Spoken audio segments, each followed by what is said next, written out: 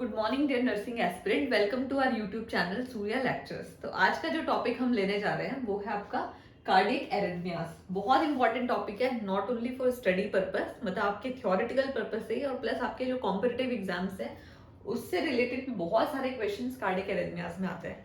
तो आज हम जो टॉपिक डील करेंगे वो केवल कार्डियक एरिथमियास में ही लेंगे। नेक्स्ट जो हमारा सेशन होगा उसमें हम लोग कुछ एमसीक्यूज लेंगे प्लस कुछ फर्दर टॉपिक्स लेंगे जो हम आज कवर नहीं कर पाएंगे। ठीक है, तो नाउ ज्यादा टाइम ना वेस्ट करते हुए we will directly move on to the explanation part.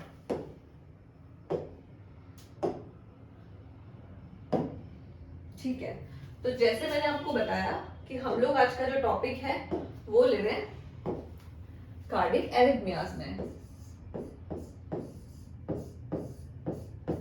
Cardiac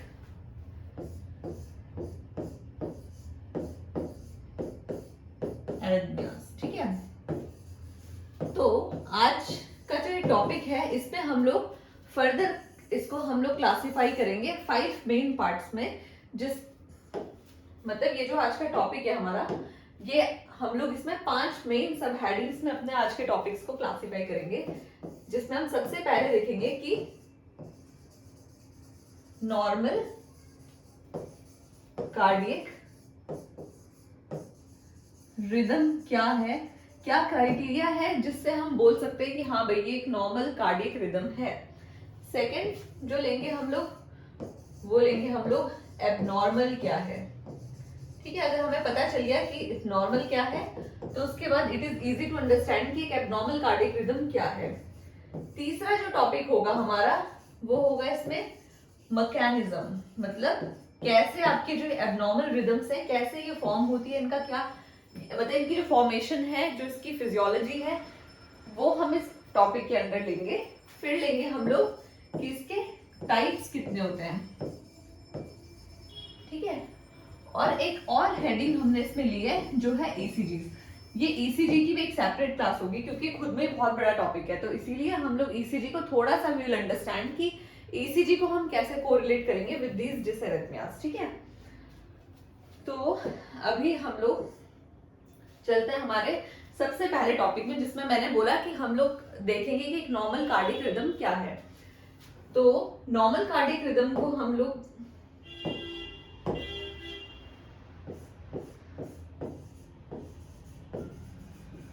normal cardiac rhythm, ठीक है।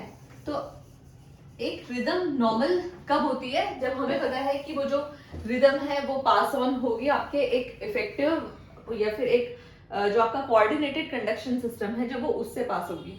तो इसमें कुछ क्राइटेरिया होता है। अगर हम बोल रहे हैं कि भाई ये रिदम आपकी नॉर्मल है तो इसमें क्या क्राइटेरिया है, तो क्राइटेरिया शुड बी,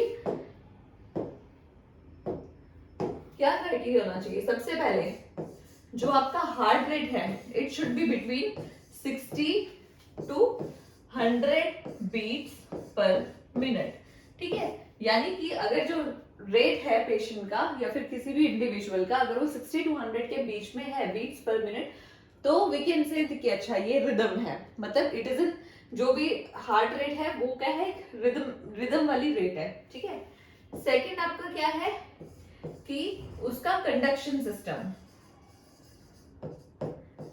जो कंडक्शन सिस्टम है वो कैसा है, जो हम लोग 5 स्टेप, जो हमारे जो 5 एरियाज है आपके हार्ट के, अगर वो जो रिदम है अगर वो उसको प्रॉपर फॉलो कर रही है तो यानी कि वो एक इफेक्टिव कंडक्शन सिस्टम के थ्रू जो रिदम बन रहा है तो यानी कि वो नॉर्मल रिदम है। और लास्ट में कि जो आपका ये रिदम प्रोड्यूस हो रही है तो ये ओरिजिन कहाँ से हो रहा है, फ्रॉम योर एसए नोड, जो कि एक बहुत इंपॉर्टेंट पार्ट है इस कंडक्शन सिस्टम का। तो यानी कि हमें सबसे पहले देखते हैं अभी कंडक्शन सिस्टम क्या है।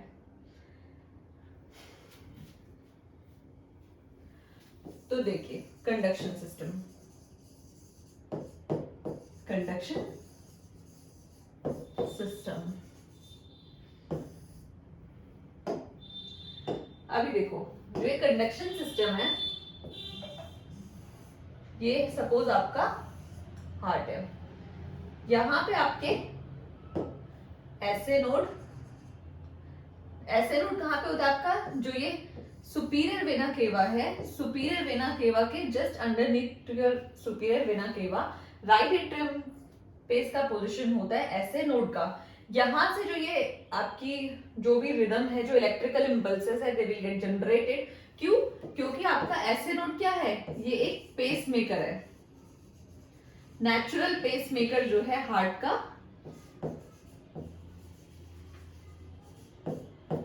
Natural pacemaker of heart is your SA node, ठीक है। अब यहां से एसए नोड से आपकी जो इलेक्ट्रिकल इंपल्स होगी it will move to AV node, ठीक है, एवी नोड से, then from AV node to bundle of His, then right and left bundle branches, उसके बाद आपका ये परकिंजे फाइबर्स, ठीक है। तो SA node, AV node, then your bundle of His, फिर आपका आता है right and left bundle branches,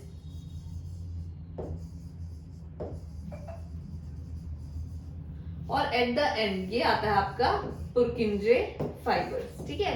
तो ये एक नॉर्मल कंडक्शन सिस्टम का पाथवे है जिसको एक नॉर्मल रिदम फॉलो करता है। तो यहाँ पे क्या आपका ऐसे नोड से जब ये आपकी इलेक्ट्रिकल इंपल्स जब जनरेट होगी, तो अगर वो रिदम में है, मींस अगर ऐसे node is firing in a normal rhythm में, नॉर्मल इलेक्ट्रिकल इंपल्स अगर पास हो रही है, तो वो क्या करेगी आपके जो ये आपका R A, L A, RV और एलवी, ये जो है ना आपका ऐसे नोड क्या करेगा, एक कोऑर्डिनेटेड फैशन में आपके एट्रियल को कॉन्ट्रैक्ट करके एक प्रॉपर ये जो इंटरनोडल आपकी कनेक्टिविटी है, इससे ये आपका पास ऑन करेगा electrical impulses to your AV node. AV node से बाकी की जो हमने भी एक्सप्लेन किया था, बाकी के स्टेप से फिर वो फॉलो करेगा।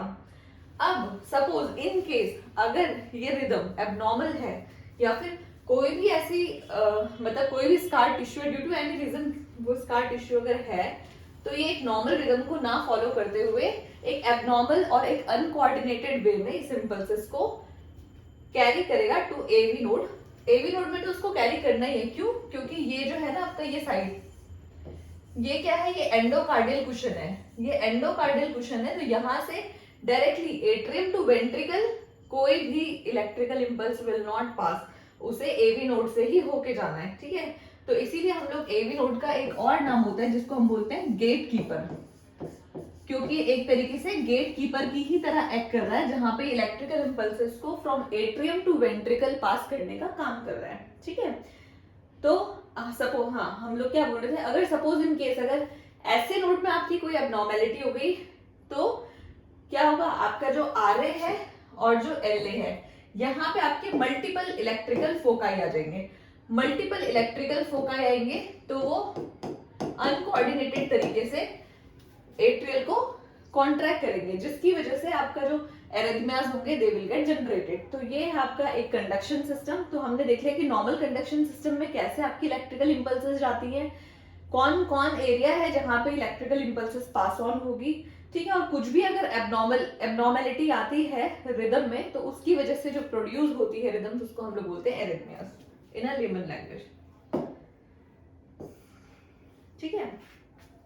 अब हमने बोला था कि हम लोग सेकंड टॉपिक क्या लेंगे आपका, हाँ अब ये देख लो जो कार्डिक एरिथमियाज होते हैं, कार्डिक एरिथमियाज यानी कि अदर देन नॉर्मल, हम लोगों ने क्राइटेरिया देख लिया है कि जो नॉर्मल रिदम होती है वो कैसे प्रोड्यूस होती है। तो अदर देन उस क्राइटेरिया के अलावा जो भी चीजें होंगी इट विल फॉर्म रिदम को एरिथमिया ही करेंगी। मतलब कि जो आपका रिदम अगर other than your normal rhythms हो रही है, तो they are said to be your cardiac arrhythmias, ठीक है। जो उस क्राइटेरिया को फॉलो नहीं करती हैं वो कहलाती है कार्डियक एरिथमियाज, ठीक है। अब ये कार्डियक एरिथमियाज का हमने बोला था we will study mechanism also. तो मैकेनिज्म क्या है,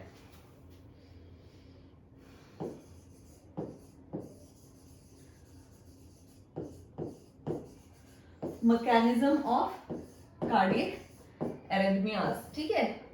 तो बेसिकली जो कार्डियक एरिथमियाज होते हैं इसके तीन मेन मैकेनिज्म होते हैं, ठीक है। तीन तरीके होते हैं जिससे ये आपका एरिथमियाज को फॉर्म करती हैं। तो तो इसमें है सबसे पहले आपका ऑटोमेटिसिटी, ठीक है, देन है आपका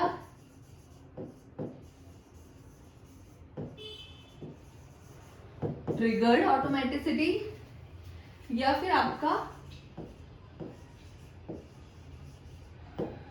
सर्कस मूवमेंट, या फिर आप इसको बोल सकते हैं री एंट्री मैकेनिज्म, ठीक है। अभी हम लोग देखेंगे ऑटोमेटिसिटी क्या है। देखो ऑटोमेटिसिटी तो अगर आपका नॉर्मल कार्डियक टिश्यूज पे तो भी ऑटोमेटिसिटी वहां पे होती है, लेकिन यहाँ पे क्या होगी, ऑटोमेटिसिटी विल गेट इंक्रीज, यानी कि property of any cardiac tissues जहां पे वो स्पॉन्टेनियसली आपके डीपोलराइजेशन हो रहा है, अगर वो स्पॉन्टेनियसली खुद ही हो रहा है, बहुत ज्यादा मतलब ज्यादा हो रहा है कार्डियक टिश्यूज का, क्यों, बिकॉज ऑफ दिस री एंट्रेंट फिनोमिना जो हम आगे डिसाइड करेंगे, तो उसकी वजह से जो रिदम प्रोड्यूस हो रहे हैं होंगे, इट विल बी एरिथमियास, ठीक है। सेकंड है आपका ट्रिगर्ड ऑटोमेटिसिटी, ठीक है। अभी ट्रिगर्ड ऑटोमेटिसिटी क्या है, इसमें दो चीज आती है, एक आता है आपका अर्ली डीपोलराइजेशन और एक आता है आपका लेट डीपोलराइजेशन। तो जब आप लोगों ने एक्शन पोटेंशियल पढ़ा होगा,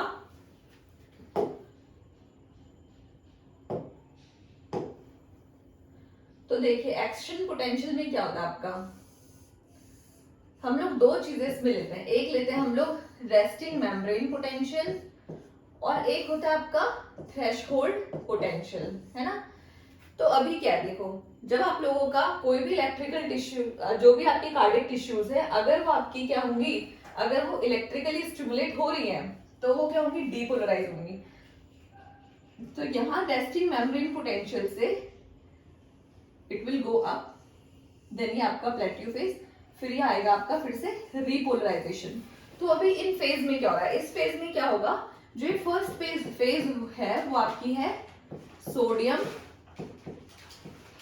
डिपेंडेंट फेज, ठीक है, सोडियम डिपेंडेंट फेज। यहां पे क्या होता है, सोडियम जो है वो आपका सेल के अंदर एंट्री लेगा।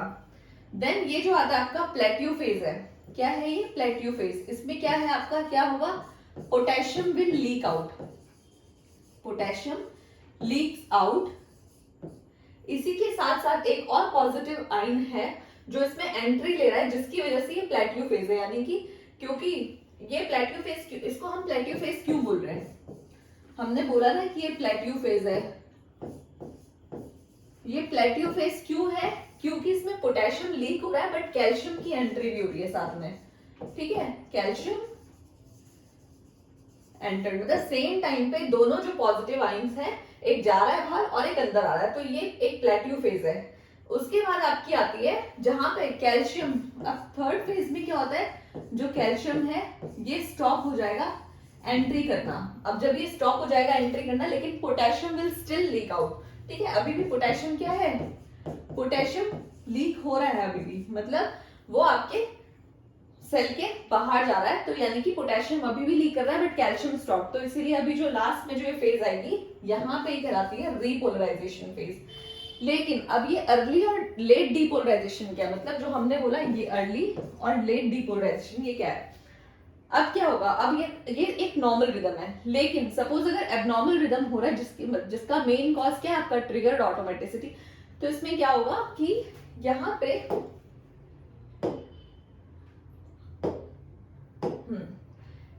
ये रीपोलराइज ना होते हुए यहीं से ये एक और रिदम को मतलब एक और एक्शन पोटेंशियल आपका जनरेट हो रहा है, जिसको हम लोग बोलेंगे अर्ली डीपोलराइजेशन, ठीक है। लेकिन वही अगर आपका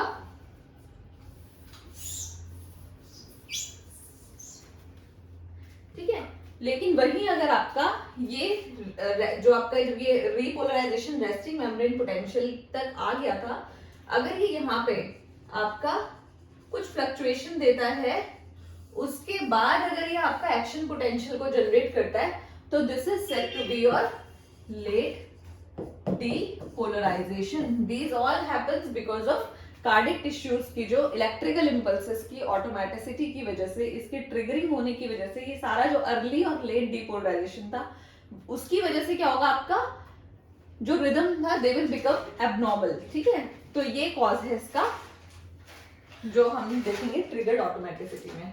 अब हम लोगों ने थर्ड पढ़ा था, थर्ड जो देखा था वो देखा था हम लोगों ने री एंटर्ड फिनोमिना, या फिर जिसको हम लोगों ने बोला सर्कस मूवमेंट। ठीक है, तो आपका हमने एक क्या पढ़ा था, last but not least, re entry movement, है ना। तो ये री एंट्री मूवमेंट में क्या है, री एंट्री मूवमेंट में है suppose due to any cause, अगर आपका जो इफ फॉर एग्जांपल अगर हम ऐसे नोट ले लेते हैं, वहां पे अगर कोई स्कार टिश्यू फॉर्म है due to any reason, due to any cause, अगर कोई स्कार टिश्यू फॉर्म है, सपोज ये स्कार टिश्यू है ना, ठीक। इसमें क्या होता है, अगर आपका कोई करंट आया, कोई भी करंट आया, तो due to this scar tissue ये आपका एक प्रॉपर चैनल को फॉर्म नहीं करेगा और ये मूव हो जाएगा to the other side because of this scar tissue. या तो ये होगा, या फिर क्या होगा कि यही स्कार टिश्यू से, अगर वो री एंट्री मूवमेंट का हम बात कर रहे हैं, तो यही स्कार टिश्यू से ये आपकी इलेक्ट्रिकल इंपल्सेस आई, अपने एरिया तक गई, लेकिन ये जो इस तरफ वाली इलेक्ट्रिकल इंपल्सेस थी ड्यू टू स्कार टिश्यू, अगर ये आगे फॉर्म नहीं होती है, बट ये जो इलेक्ट्रिकल इंपल्स है ये तो आगे मूव होगी because of this electrical impulse, वो आगे मूव होगा। अब यहाँ पे ये फॉलो नहीं, ये इसको फॉलो करते हुए ये जो इलेक्ट्रिकल इंपल्सेस होंगी ये इसके चारों तरफ ही मल्टीपल इलेक्ट्रिकल फोकाई को फॉर्म करेंगी। अब जो मल्टीपल इलेक्ट्रिकल फोकाई होगा, इसकी वजह से जो रिदम्स होंगी वो होंगी आपकी एरिथमियाज। ठीक है, ये होंगी एरिथमियाज। तो समझ में आ गया री एंट्री मूवमेंट, इसको आप लोग सर्कस मूवमेंट भी बोलते हैं। क्यों? Because of this scar tissue, ये आपकी जो दूसरे साइड की जो आपकी इलेक्ट्रिकल इंपल्सेस होंगी वो आपकी रोटेट करेंगी उसी डायरेक्शन में। ठीक है, तो ये आपकी कहलाती है सर्कस मूवमेंट या फिर री एंट्री मूवमेंट। ठीक है, अब हम लोग देखेंगे next, that is your classification.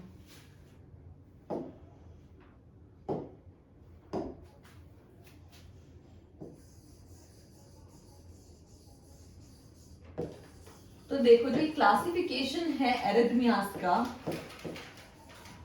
ये बहुत मतलब अलग अलग बुक्स में आपको अलग अलग तरीके से क्लासिफिकेशन मिलेगा, लेकिन जो दो इजी क्लासिफिकेशन है जो हम लोग आज पढ़ रहे हैं वो है आपका, या तो आप लोग इसको क्लासिफाई करो अकॉर्डिंग टू रेट, तो या तो ये आपका हो जाएगा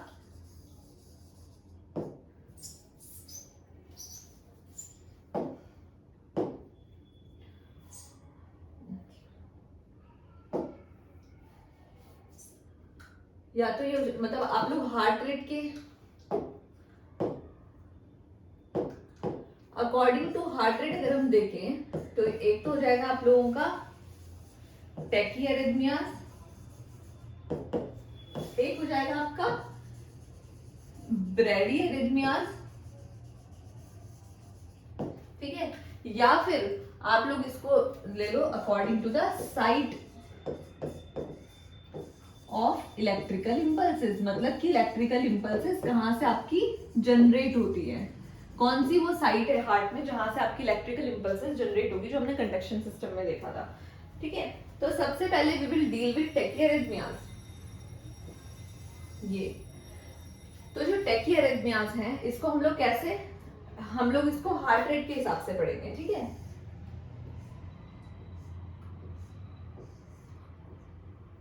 हम लोग इसको, हमने पहले ही बोल दिया था कि भाई हार्ट रेट के हिसाब से हम लोग इसको क्लासिफाई कर रहे हैं। तो अगर आप लोग, ठीक है, अगर हम लोग इसको हार्ट रेट के हिसाब से पढ़ रहे हैं तो हम लोगों ने रेट को क्लासिफाई करने के लिए हमने इसमें 4 हार्ट रेट्स हैं जिनको हमने डिवाइड करके रखा है, जिसमें आपका है 100 to 150 beats per minute, then 150 to 250 beats per minute, then आप लोगों का आ गया 250 टू 350 बीट्स पर मिनट या फिर more than 350 beats per minute. ठीक है, तो ये आप लोगों की क्लासिफिकेशन आई है हार्ट रेट के अकॉर्डिंग। तो अभी अगर हम बात करेंगे ये जो आपका 100 टू 150 बीट्स पर मिनट है, तो इसको हम लोग और एक और नाम है, ये है सिंपल टैकी कार्डिया। ठीक है, ये क्या है? Simple tachycardia. अगर हम बात करेंगे 150 टू 250 बीट्स पर मिनट की, तो इसको हम लोग बोलते हैं पैरोक्सिस्मल टैकीकार्डिया। ठीक है, पैरोक्सिस्मल टैकीकार्डिया क्या है? इसमें जो ऑनसेट है इसका वो कभी भी स्टार्ट हो जाता है और कभी भी डिसअपियर हो जाता है, तो इसीलिए हमने इसको टर्म दिया है पैरोक्सिस्मल टैकीकार्डिया। अगर ये 250 टू 350 बीट्स पर मिनट है, तो यानी कि यहाँ पे क्या हो रहा है? फ्लटर।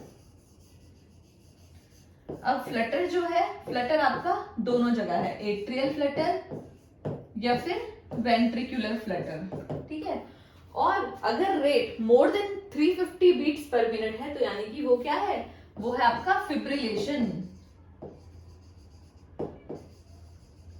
क्या है वो? फिब्रिलेशन। फिब्रिलेशन भी फिर आपका दोनों जगह आएगा, दैट इज एट्रियल ऑल्सो और वेंट्रिकुलर ऑल्सो।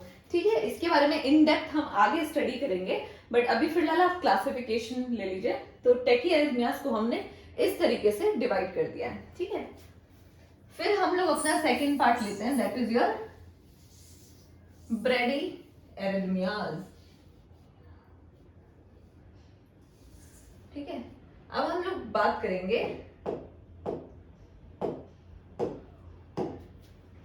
ब्रेडी एरिथमियास की। ठीक है, अब हार्ट रेट के हिसाब से ब्रेडी एरिथमियास को हम लोग 3 क्लासेस में डिवाइड करते हैं, that is your 40 to 60, 20 to 40 और less than 20 beats per minute. ठीक है, जहां पे आ जाता है अगर 40 टू 60 बीट्स पर मिनट है, तो ये क्या है? ये आप लोगों का माइल्ड ब्रेडी एरिथमिया। ठीक है, अगर ये 20 टू 40 है, तो इट इज मॉडरेट ब्रेडी एरिथमियास। अगर ये आपका लेस देन 20 है, तो यानी कि सिवियर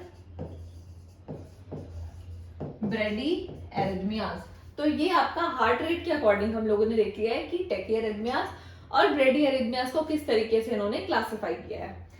अभी हम लोग मूव ऑन करेंगे हमारे सेकंड क्लासिफिकेशन की तरफ, जो देखा था हमने साइट ऑफ इलेक्ट्रिकल इंपल्सेस। तो साइट ऑफ इलेक्ट्रिकल इंपल्सेस यानी कि अगर वो आपका प्रॉब्लम आ रही है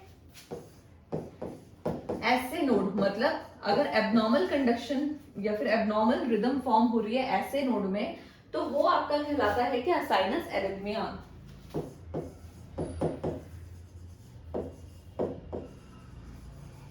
साइनस एरिथमिया। इसके बाद आपका आएगा अगर कोई प्रॉब्लम अगर आपकी आ रही है एवी नोड, हाँ ऐसे नोड हो गया साइनस एरिथमिया। उसके बाद अगर एट्रियल यानी कि जो आपका हार्ट है ऐसे नोड में होगा, तो साइनस एरिथमिया। अगर वो एट्रियल वाले रीजन में फॉर्म हो रही है due to those electrical ectopic foci, अगर वो एट्रियल में फॉर्म हो रहा है, तो हम लोग उसको बोलेंगे एट्रियल एरिथमियास। ठीक है, अगर वो आपका एवी नोड में फॉर्म हो रहा है, यानी कि इस वाले पॉइंट में अगर ये आपका एवी नोड में फॉर्म हो रहा है, तो ये या तो आप इसको बोलोगे जंक्शनल एरिथमिया, क्योंकि ये आप लोगों के जंक्शन यानी कि एट्रिया और वेंट्रिकल के बीच का पॉइंट है, जहां पे उसको इलेक्ट्रिकल इंपल्सेस एट्रिया से वेंट्रिकल पे लेकर आनी है। तो वो जो एरिया अगर वहां पे कुछ एबनॉर्मल रिदम्स फॉर्म हो रही है, तो they are said to be your junctional arrhythmias, या फिर आप लोगों का नोडल एरिथमियास। ठीक है, और अगर आपका वेंट्रिकुलर रीजन में आपका कोई एरिथमियास फॉर्म हो रहा है, तो ऑफ कोर्स उसे आप लोग बोलोगे वेंट्रिकुलर एरिथमियास। ठीक है, तो अगर आपका एवी नोड से ऊपर जो भी आप लोगों की एरिथमियास फॉर्म हो रही है उन्हें हम लोग बोलते हैं सुप्रावेंट्रिकुलर टेकिकार्डिया, या फिर आप थर्ड क्लासिफिकेशन ले सकते हो, सुप्रावेंट्रिकुलर टेकिकार्डिया या फिर वेंट्रिकुलर टेकिकार्डिया, वेंट्रिकुलर एरिथमियास। ठीक है, तो अभी हमने दो मेन क्लासिफिकेशन देख लिया कि हार्ट रेट के हिसाब से और साइट ऑफ इलेक्ट्रिकल इंपल्सेस के हिसाब से, जहां से आपकी इलेक्ट्रिकल इंपल्सेस जनरेट हो रही है। तो ये क्लासिफिकेशन एरिथमिया हमने इसके बेस में क्लियर कर दिया है। ठीक है, अभी हम लोग नेक्स्ट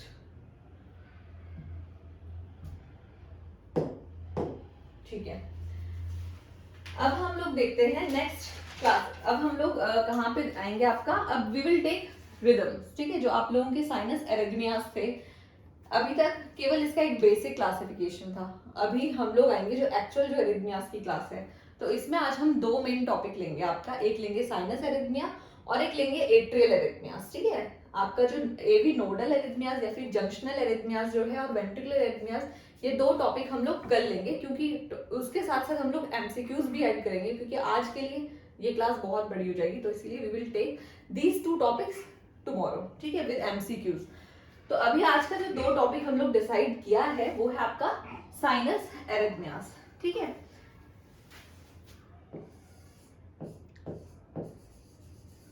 तो ये है आपका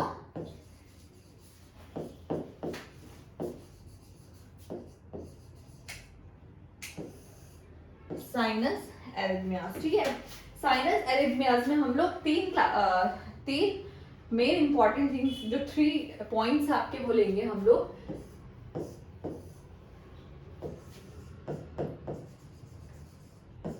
साइनस टेकिकार्डिया, ठीक है, साइनस ब्रेडिकार्डिया,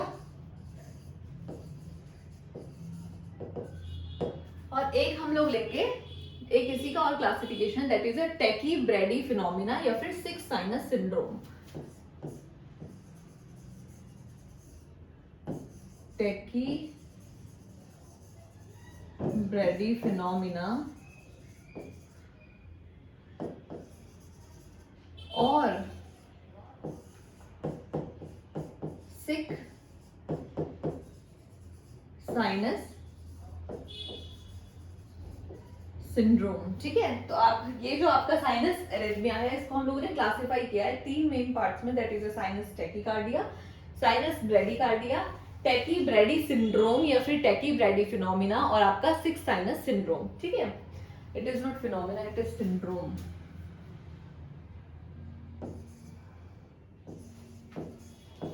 ठीक है, ओके, तो अभी हम बात करेंगे साइनस टेकिकार्डिया की। ठीक है, तो साइनस टेकिकार्डिया क्या है?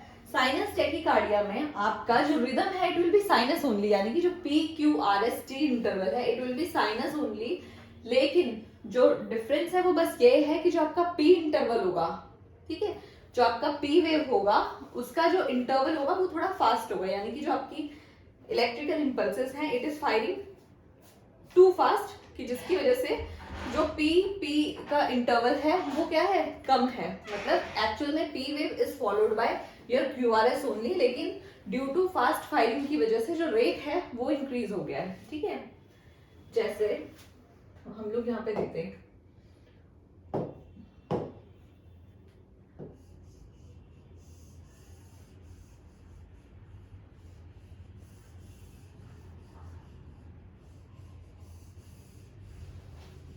है ना, अभी क्या है हम केवल पी वेव के बारे में बात करेंगे। P Q R S T, P Q R S T, P wave, और फिर फर्दर ये पी वेव, है ना। तो अभी क्या है जो इंटरवल है ये क्या है, because of firing, because of electrical impulses जो फास्ट फायर हो रही है उसकी वजह से जो पीपी इंटरवल है वो क्या है, थोड़ा कम है, जिसकी वजह से क्या है, टेकिकार्डिया फॉर्म हो रहा है। तो it is sinus tachycardia. Sinus क्यों है, क्योंकि P wave is followed by a proper QRS complex. इसका रीजन क्या है, क्यों ऐसा होता है, कॉजेस क्या है इसके, कॉजेस इसके हैं, सपोज अगर कोई एग्जाम मतलब अगर किसी पेशेंट को फीवर यानी कि हाइपरथर्मिया है, ठीक है, हाइपरथायरॉइडिज्म है, स्ट्रेस की वजह से, पेन एंजाइटी की वजह से ये साइनस टेकिकार्डिया होता है, ठीक है। तो इसके रीजंस हैं ये। देन हम लोग बात करेंगे साइनस ब्रेडिकार्डिया की। अब साइनस ब्रेडिकार्डिया में जो रिदम था, इसमें क्या हुआ, जो P wave will be followed by QRS complex only, मतलब जो रिदम है उसमें कोई इश्यू नहीं है, सॉरी जो आपका पी क्यूआरएस इंटरवल है उसमें कोई इश्यू नहीं है। इश्यू क्या है कि जो अब आपका जो ये पी वेव है, ठीक है, electrical impulses are firing slowly, तो इसकी वजह से क्या हो रहा है, आपका जो ये पी वेव है इसमें ये जो पी वेव जो आप देख रहे हैं, इसके ये because of slow conduction system ये क्या हो रहा है आपका साइनस ब्रेडिकार्डिया, यानी कि जो इसमें रेट होगा इट विल बी लेस, यानी कि आपका 60 से कम होगा, ठीक है। तो this is said to be your sinus bradycardia. अब इसके रीजंस क्या होते हैं, क्यों आपका साइनस ब्रेडिकार्डिया होता है। सपोज अगर किसी पेशेंट को हाइपोथायरॉइडिज्म है, हाइपोथर्मिया है, एथलीट के जो एथलीट्स होते हैं जो बिकॉज ऑफ एथलीट्स में क्या होता है, because of vagal tone increase होने की वजह से क्या होता है, जो इनका हार्ट रेट होता है वो कम होता है, ठीक है। तो उनमें भी आप लोग ये साइनस ब्रेडिकार्डिया को देखोगे। तो क्लियर हो गया, तो ये दो चीजें आपको क्लियर होगी।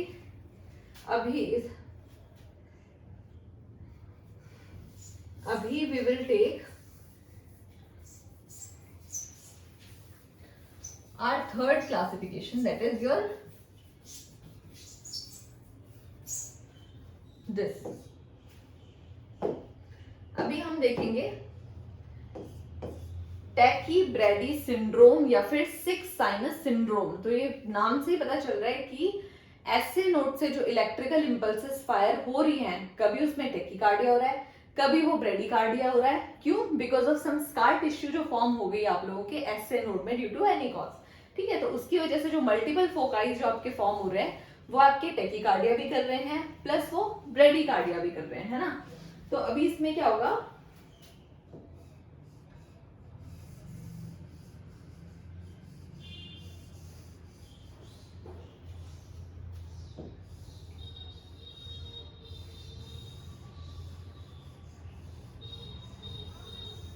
है ना। तो अभी आपका क्या होगा, पी पी पी पी। तो यहां देखिए अभी इसमें आपका जो ये पी क्यू आर एस है, देखिए P Q R S T, मतलब आपकी जो हर पी वेव है it is followed by Q R S complex only. लेकिन द डिफरेंस, जो मेन डिफरेंस है वो क्या है कि यहाँ पे आपका कभी तो टेकी हो रहा है, कभी आपका ये ब्रेडी हो रहा है ना। यहाँ पे भी ब्रेडी है, ये ब्रेडी हो गया, ये ब्रेडी हो गया, ऐसे ही आपका टेकी होगा। इस तरफ अगर आप देख लें तो टेकी होगा, है ना। तो यानी कि जो आपकी टेकी एरिथमिया और ब्रेडी एरिथमिया दोनों ही आपका एक ही मतलब एक ही पेशेंट में दोनों चीजें हो रही है साइमल्टेनियसली, यानी कि इलेक्ट्रिकल इंपल्स कभी आपकी फास्ट हो रही है, कभी वो थोड़ा स्लो हो रही है। तो उसकी वजह से आपका जो फिनोमिना प्रोड्यूस होता है या फिर जो एरिथमियाज होते हैं उनको हम लोग बोलते हैं six sinus syndrome because of ऐसे नोड, ठीक है। तो ये क्लियर हो गया। देन हम लोग सेकंड लेंगे आपका एट्रियल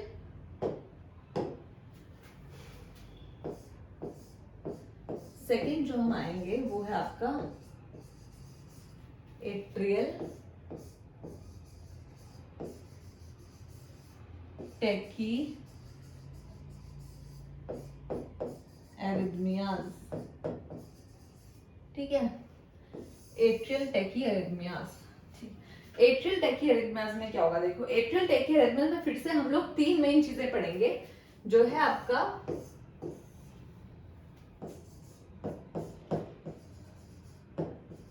एट्रियल टैकीकार्डिया,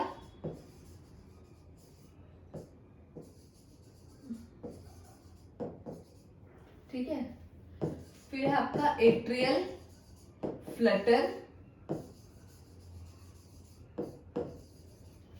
और फिर हम लोग देखेंगे एट्रियल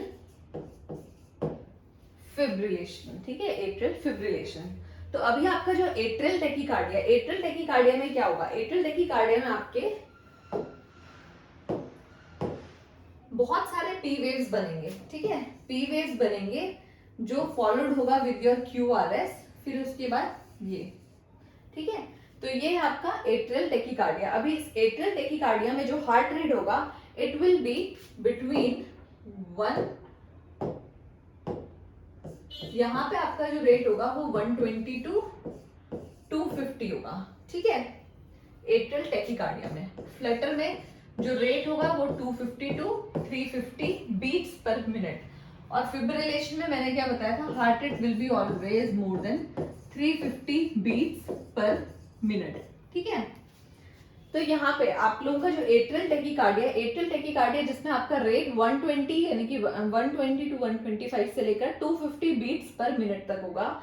तो यहाँ पे इसकी वजह से क्या हो रहा है, जो पी वेव्स है, पी वेव्स आप लोगों का फॉलोड हो रही है बाय क्यूआरएस कॉम्प्लेक्स, लेकिन इसमें जो वेंट्रिकल एक्टिविटी है यानी कि आपका जो क्यूआरएस कॉम्प्लेक्स है वो क्या है, कम है, यानी कि पी वेव्स हो रही है but they are being many P waves are followed by one QRS complex। तो जो एट्रियल एक्टिविटी जितनी है उतनी आपकी वेंट्रिकुलर एक्टिविटी नहीं है, ठीक है।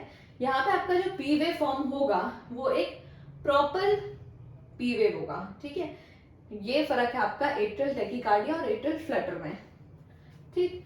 तो एट्रियल टेकिकार्डिया क्लियर हो गया। देन आपका सेकंड है एट्रियल फ्लटर, ठीक है। एट्रियल फ्लटर में क्या होगा, एट्रियल फ्लटर में आपका जो एट्रियल एक्टिविटी होगी यानी कि जो आपकी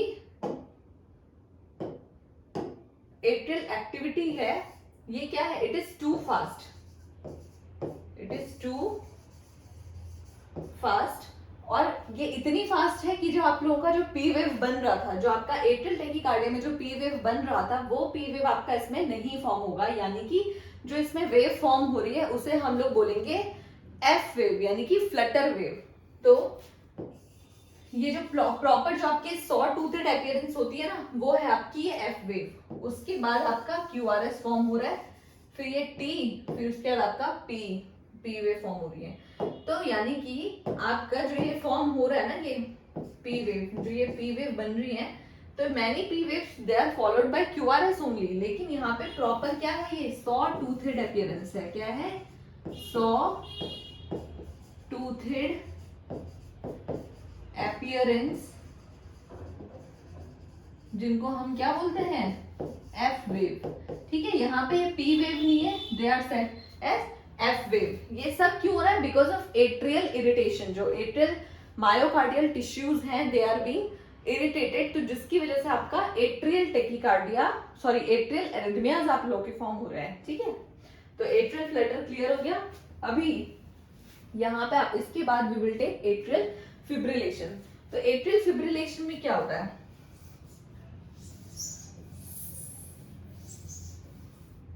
अब एट्रियल फिब्रिलेशन में क्या है आप लोगों का, एट्रियल फिब्रिलेशन में because of multiple electrical focus, यानी कि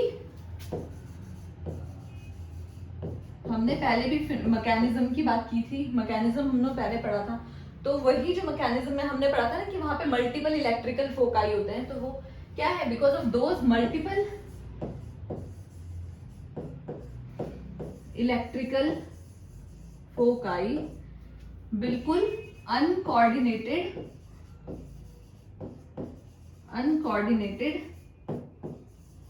इलेक्ट्रिकल इम्पल्सेस फॉर्म होती हैं, यानी कि जो बिल्कुल ही आप लोगों की जो अनकोऑर्डिनेटेड इलेक्ट्रिकल इम्पल्सेस होंगी दे आर बीइंग फॉर्म्ड, जो कि बिल्कुल भी सिंक्रोनाइज नहीं होंगी, ठीक है। ये आप लोगों की बिल्कुल भी सिंक्रोनाइज नहीं होंगी, इसमें बिल्कुल स्लाइट फ्लक्चुएशन होगा, क्या होगा,